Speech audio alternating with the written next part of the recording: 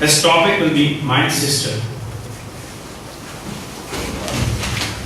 In my life, I've met different kinds of people.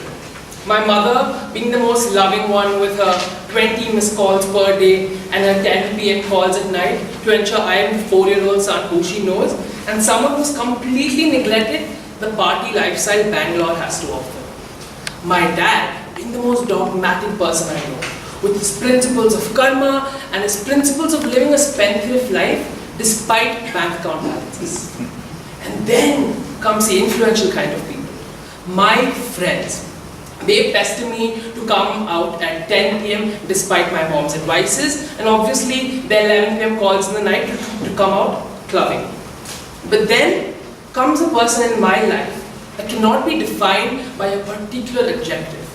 This person is an amalgamation of influential, dogmatic, and sadly, annoyingly annoying. My sister.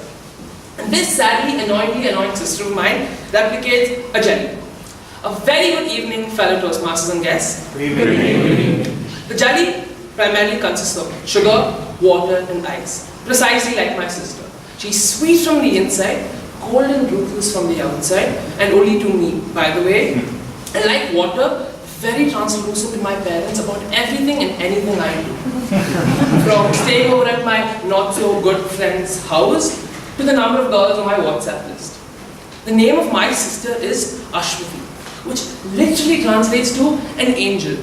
She truly is an angel, but not to me, to my parents. Now, why do I call it a jelly apart from its sugar, water, and ice component?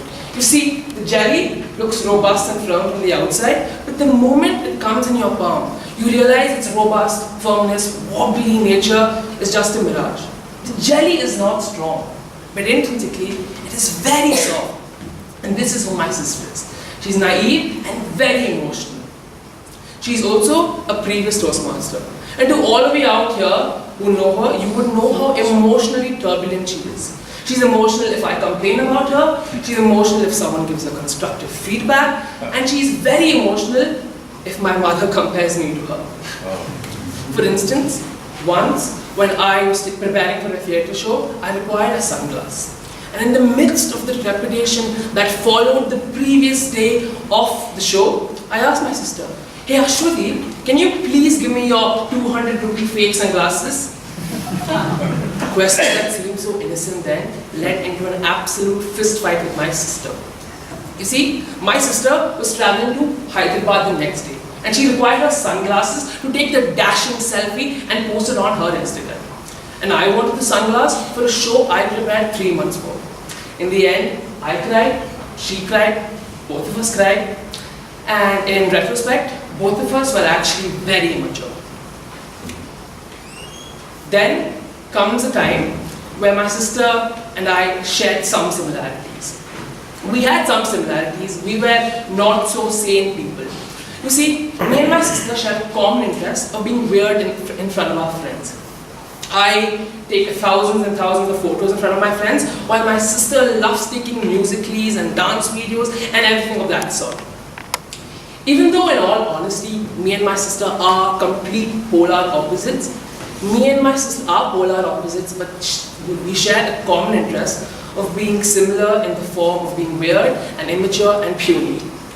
Now, apart from our similarities, we do share some differences. For instance, Gautam Sreekumar is a very naive person. I'm an unnaive person. Now, apart from our differences also, my sister is not that bad after all. From the moment I shifted from the concrete jungle of Dubai to the garden city of Bangalore, my sister took me in without any despair. She took me in and we lived for 2 years in an apartment.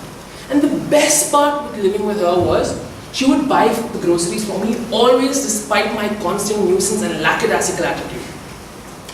Even though if we were a married couple, you could imagine the amount of bickering that would take place just because of the grocery items. But my sister would always buy me the grocery items, and this is something I will always be thankful for. Now, apart from the grocery items, my sister is also the most supportive person I know. From my ideas of starting an app better than Tinder, to thinking of an app that would revolutionize online laundry service in India. And she supported me throughout all of that. This element of supportiveness is one reason I always pursue my passion. From this reason, because of her, I always pursue my passion. If all of us would just take a minute and introspect and think about the number of people that actually blatantly and blindly support us. Probably 2, probably 1, probably none. Thinking about it now, wouldn't we all want an Ashwati in our life? Someone who would annoy you, but at the same time support you whenever and wherever. However, the most influential role my sister played in my life was in my 11th grade, when she told me about a club on St. Mark's Road that did not serve alcohol or any sort of drinks. She called it Toastmasters. And in my 11th grade, I went for my first meeting. But I obviously did not go to the meeting simply.